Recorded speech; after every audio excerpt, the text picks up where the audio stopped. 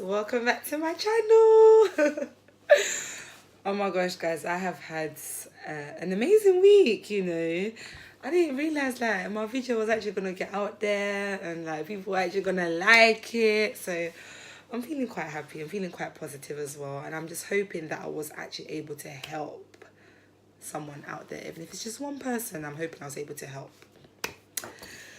So, oh gosh, where did we stop off last week? I can imagine like all of you are like wondering like, what did this smiley face girl get up to? Right, so I'm gonna try a lot harder this week to try and give you the more serious aspect of the things I was going through in my past as a child. So yeah, now I am not 17 anymore. I'm sure you can imagine I'm a little older than that. I'm a little older than 17 now, so things have happened. I've made a lot of mistakes, but my past is my past, and I am glad I was able to get out of it. So yeah, when I turned 17 years old, my life was literally turned upside down. Like, the passing of my stepdad really rocked our family, but I'm talking like it really shook us. Never had seen my mum like that. She hit a new kind of, I don't know, sadness. Like, it really affected her. It's like my dad kind of like took a piece of her with him when he went. So yeah, that hit us really hard. He left behind some bills, but my mum had a lot of bills building up prior to that anyway. So like bringing a lot of her family members from like Africa, having to provide for them, pay visas, sponsor them, do all of that. Like, obviously over the years it built up. But yeah, so she had a lot of debts, basically. That is the point I'm trying to get to. So growing up with parents that kind of constantly going about the problems that they're going through, like, if you care about your parents, obviously you're not just going to sit there and do nothing. You're going to want to help. You're going to want to provide, no matter how young you are, how capable or whatever. You're going to want to do something. So that's what I've done. I took it upon myself to make money. So I'm from a very bait end. I'm from very bait ends. I come from very bait ends. And then there was this boy that I started to get to know because I knew a bit about him, like street credibility wise and stuff. So I kind of let him know, like, listen, hey, I'm on making peas. Like, I'm actually on making money. Problems, I need big money, sort of thing. So he didn't take me seriously, and then he done like a little initiation with me and was like, this is what you're going to be getting yourself into. Like, are you actually ready for that? And I was like, whatever it is. Because in my mind, all that was going on was like, okay, cool, going to get this money. It's going to solve the problem. It's going to solve the family issues. Like, my family's going to be cool. My mum is going to love me. She's going to be happy again. Things will be cool. Like, can you see my reasoning? How that at the time was not rational reasoning. If I had actually just taken time and stopped and thought about the situation that we were in, I would have been able to find a solution that would avoid so much commotion in my life later. But impulse can do a lot of things. Like, impulse can really be a trigger to many mistakes. Unfortunately, some of them are permanent. So you guys, you need to actually be careful. So yeah, my guy, he basically gave me food. And for those of you that do not know what food is, he gave me food, and he told me that I had to take it to a location, and if I was able to do that. I don't want to expose too much, because it doesn't. I'm not trying to flaunt this lifestyle at anyone. I'm not trying to make anyone look like this. Make this look like it's glamorous. But then I was able to move up because I was streetwise, and I'm a female as well. So at the time, I feel like that worked in my favor. It doesn't work like that now. You will get manipulated. They will use you. They will groom you, because they will make you see the dollar sign or the pound sign or the euro sign, and then they will use that against you, because the love of money, literally, hate to be a cliche, but it is the root of all evil. But when you are in a game like the game that I was in, you will be manipulated, and the money will start to drive you. Money's meant to be our servant. You're not meant to be its servant. But yes, this guy saw the things that I could do. So he taught me a lot more. He made sure that I basically knew how to fend for myself. And to the point, I guess I was so impressive to him or whatever, that he sent me on a trip abroad where I met someone else. I don't know. I'm not embarrassed about talking about these things, but it's like reliving it. I don't want to teach anyone about this. Oh, I should stop stopping myself in it. Guys, stay in school, don't do drugs, okay? So yeah, went to Holland, things went well there. So let's just say from that day onwards, from the age of 18 now, I guess, I think I was 18, let's just say my life completely changed. It escalated. I went from level to level, to the point that the person that now became my boss was flying me around country. So they were paying my flights, they were paying my hotels, they were paying my cars, like. But the cost of that was, at night, I'm not in my house. I'm in a strange country, in a strange place. I'm constantly surrounded by those people that are always smoking. Sometimes I would smoke out of pressure just because I had to, or I would drink out of pressure just because I had to. I was trying to do things to fit in, to make these people that a lot of times I disliked because they're aggressive, they're rude, they're proper brazen face, like they're callous, they disrespect women. But a lot of times a lot of the time that I spent around these people, I had to pretend to be one of them because I knew that I needed this money, and that any moment, basically my life was in someone's hands. So at any moment, I could get sent back to England, I could get set up, I could get kicked off the team, whatever it is, I could just get snaked and I'll end up losing. So though I was living like a glamorous lifestyle from the outside looking in, the truth is I was living a life of fear, because like my life is literally in someone's hands. Like, I don't have to say, if I make this deal today, cool, but who's to say that they're going to pay me, okay? The people that I used to roll with, my ex included, oh, I gave it away, didn't I? The people that I used to roll with, though, my boss included, they used to roll with guns. They used to roll with guns. No one was doing no shanking out there, please. These are big men, I'm sorry. No one was shanking anyone, but they had guns. They had bona fide guns. I've been shot at before. Like, I've been shot at from the back of a car. I was very, very drunk. I just thank God I don't know how I got out of that situation. The whole back windshield or whatever it's called was shattered. So I've been in some pretty dangerous situations, honestly speaking. This is not a lifestyle. Oh no, it's not. Do not let the music videos and all of that stunting that you see on Instagram or whatever fool you. If you are really somebody that wants to get involved in trapping, really weigh the pros and cons and see if that is a life for you. It's not. I can't stress it enough, honestly speaking. But yeah, so was growing, whatever. Then my boss, along the way, I don't know, he started to kind of woo me now. So that's when the grooming starts to come in, and like they try to buy you with things. He brought me to the point that I started to fall in love with him. So of course I was very insecure as a teenager. So as soon as a guy tells me that I'm beautiful, as soon as a guy pays me attention, looks into my eyes, like gives me eye contact, like, you know, babe, I'm feeling you, like you're my only woman, all these things, I was already his.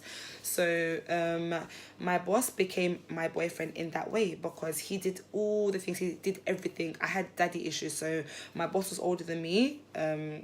Not going to expose how old he was, but he was older than me. And daddy issues is that when you don't grow up with a male figure in your household or raising you, when you don't grow around, if you're a female and you don't grow up around a male figure or a strong male figure that is there to guide you, to lead you, or whatever, you spend the rest of your life pursuing a relationship with somebody who you, in your mind, is like an idealistic picture of your father. So somebody who is like a father figure to you, that's who you end up dating consistently over and over. That's what it is to have daddy issues. And older men will prey on young girls because of this, because they know that the girl has daddy issues, and they know that they can manipulate her, and they know that they can easily brainwash her to do whatever he wants, their plaything.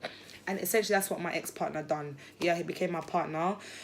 Obviously, I was not wise. Our relationship went on the whole time I was in this business, to the point that we got engaged. I was going to marry this sucker. So, yeah, I was going to marry him. He got me pregnant. Let me think, what else? Gosh, many things happened, but it was not the best life for me. Like, when I find myself being with him, I would feel happy. But as soon as he walked out of the room, come and see accusation, come and see my mind just in bits, doing bits. Like, I would constantly be asking myself, Prima, what are you doing in a situation like this? How do you always get yourself in these situations? But I knew that what was waiting for me in London wasn't nothing good either. Because like when I come home, my mum is always complaining, there's family problems here. And then it's like, because I dropped out of school as well, her thing with me was like, oh, I got something in my mouth, I'm sorry. Her thing with me was like, what kind of daughter are you? Obviously, she didn't mean it. Like I said before, she was frustrated about her life. But her thing was always getting on to me. What kind of daughter are you? Just go to hell. You're an embarrassment. You don't do nothing around the house. What kind of person are you? Who's going to marry you? You're not even pretty. Look at you. Because I used to have like proper, more than now. But I had like proper dark circles around my eyes because I used to smoke. I used to drink. I was an alcoholic, fam. I don't even know how my lips are not black, fam. I used to blaze. I don't even know how my lips are not black, but I used to be on it. So I was a pure just a fiend for substances, let me just say. So my mum will always get on to me. I was always coming home stinking of cigarette. Let me let you know, if you smoke cigarettes, you need to watch out, fam, because that don't smell nice, you know. People that smoke cigarettes. Me, I was there. I've been smoking 7 years. From the age of 14, I was smoking. And I can tell you now, because now I smell it. I don't smoke anymore now, by the way. But like, I learned to let go of it.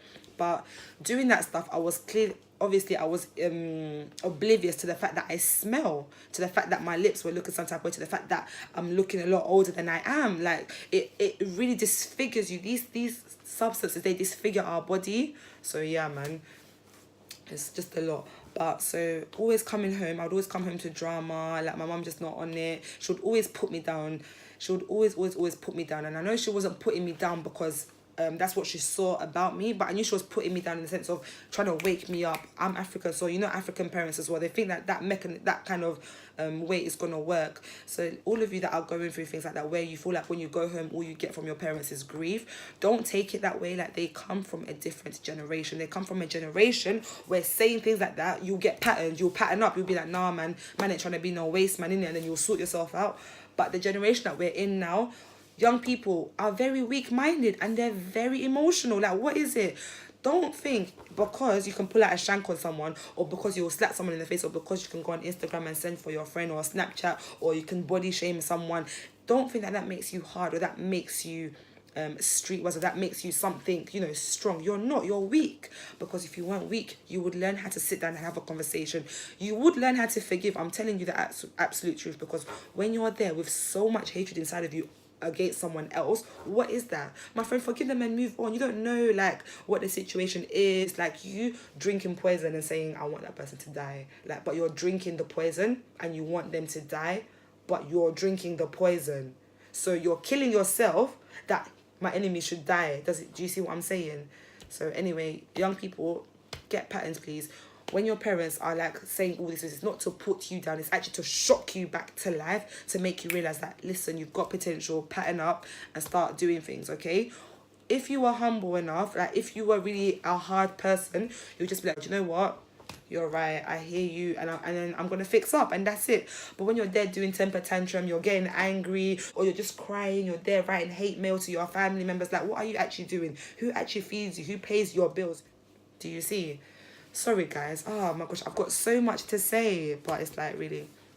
So, guys, back to the point. I do get distracted, by the way. I need to not get distracted, but I do. Back to the point. So, this guy, we got engaged. He got me pregnant. He was my whole life, my pride and joy, my everything. Like, I loved him off. His family knew me. His family are from... I'm not going to say where his family are from. His family knew me very, very well. They were already calling me in-law from time. So the day that he put a ring on my finger, just know that he had me. He already had me. Whatever he would ask me to do, I would do. He'll be like, Prima, jump. I'll say, oh, please, how high? Please. Tell me to jump even higher, because I will do it for you. I would be there writing him text messages, love letters, babe, I'll take a bullet for you. Don't get it twisted. There's a video I'm going to show you guys soon, yeah, where you're going to see something interesting. This guy, he had gift of the gab as well, by the way. Don't get it twisted. He was very, very good with words. I can tell you that. So it wasn't a one-way thing. But he basically had me. So it got down to it. Oh my gosh, you guys. The video is 18 minutes. Nah, this video is long. Guys, sorry. Part 3. You have to stay tuned. If you want to hear the rest of it, I promise you, I will get down to the nitty-gritty in part 3. Now, this video is long. I have short attention span. So the ones that I'm making this video for, I just don't know how long your attention span is. So no. Part 3, I promise you, I will get there. Just make sure you comment down below, okay? Like my channel. Is it a channel? Yeah, like my channel, subscribe. Don't forget to click the notification button as well, so that you can be notified each time I post. And like I said, but like I always say, DM me. My Instagram will be in the description box as well. DM me. Let's talk. If you have questions, send it down. I will be doing a Q&A video in the future as well. And keep on supporting. But I'm looking at the time of this video is long. If you want to know more, stay tuned, okay? Okay, guys. Bye.